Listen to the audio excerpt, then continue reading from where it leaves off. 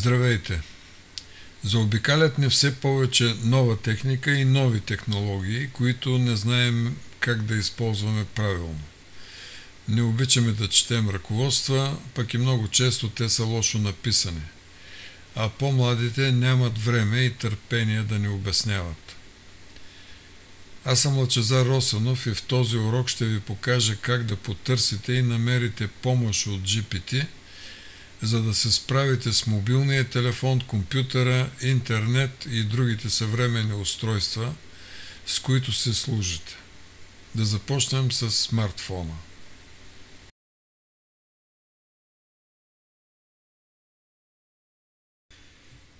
Може би не го осъзнавате, но под формата на телефон държите в ръцете си компютър, много малък по размер, но с огромни възможности.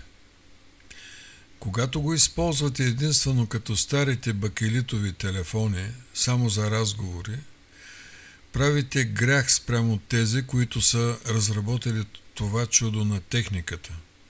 Но и спрямо себе си, защото пропускате много и най-различни полезни и интересни възможности. Но дори ако смартфонът ви трябва само за разговори, възниква проблемът за прехвърляне на запаметените контакти от стар на нов смартфон. Питаме GPT как да го направим.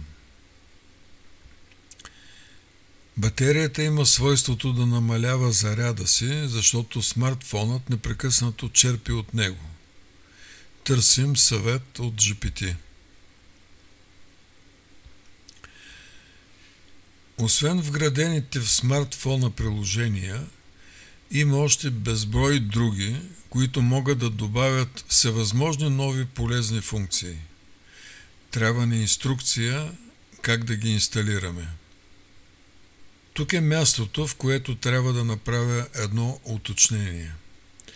В своите отговори GPT използва технически термини, които може и да не познавате и да не разбирате. Какво можем да направим? Най-лесното е да питаме GPT и да искаме от него обяснения за непознатите термини и по-елементарно описание на необходимите стъпки и действия. Той няма да ни откаже и търпеливо ще обяснява, докато не стане ясно.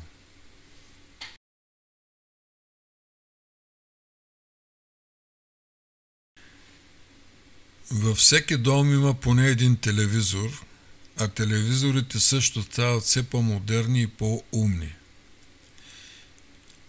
В магазините започнаха да предупреждават и да дават указания как да се почистват екраните на съвременните телевизори.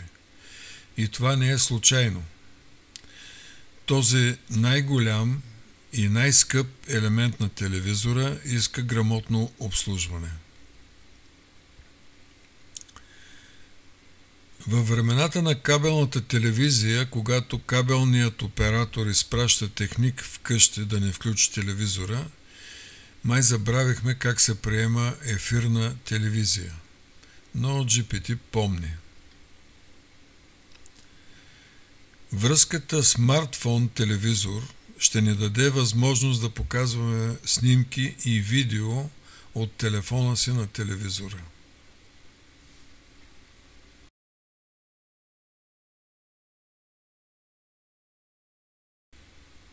Забелязали ли сте, че когато прекъсне интернет, много неща сякаш замират? Все едно е спрял електрическия ток или водата. Връзката със световната мрежа стана ежедневие и необходимост. Да се опитаме сами да се справим с Wi-Fi връзката.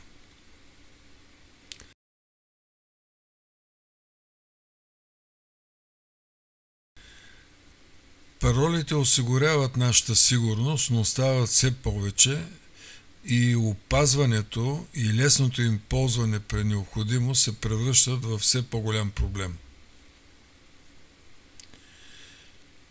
Изглежда странно в днешно време, но много хора нямат електронна поща, която е най-лесният и най-популярен начин на общуване. GPT ще ни каже как да се направим.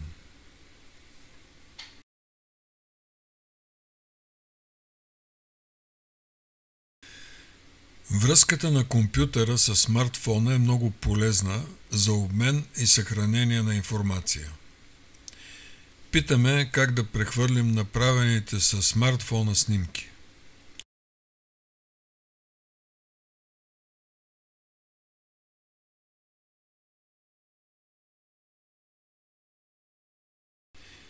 А сега питаме как да прехвърлим събраните файлове с музика, която обичаме, от компютъра в смартфона.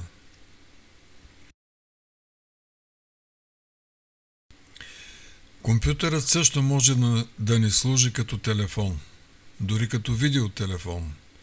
GPT ще ни каже как да го използваме.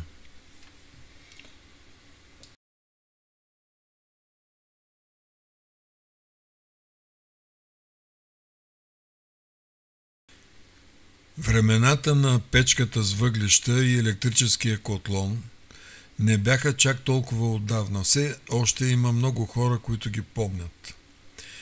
Но днес домът ни е пълен с все по-сложни уреди, чиято правилна експлоатация става наша грижа. Не разчитайте на ръководствата, с които са ви ги доставили. Питайте GPT. Започваме с климатика.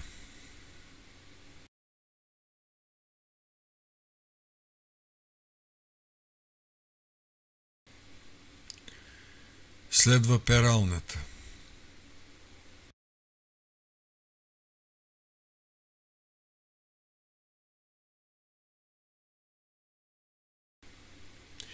Има начини да потребяваме по-малко енергия, трябва просто да ги знаем.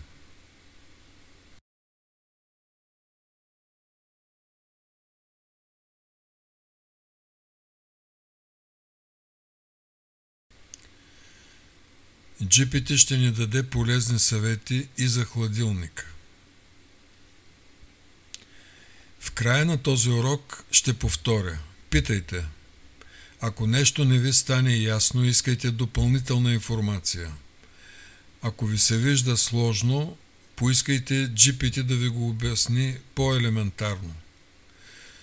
Той винаги ще ви каже, че е готов да отговори на въпросите ви.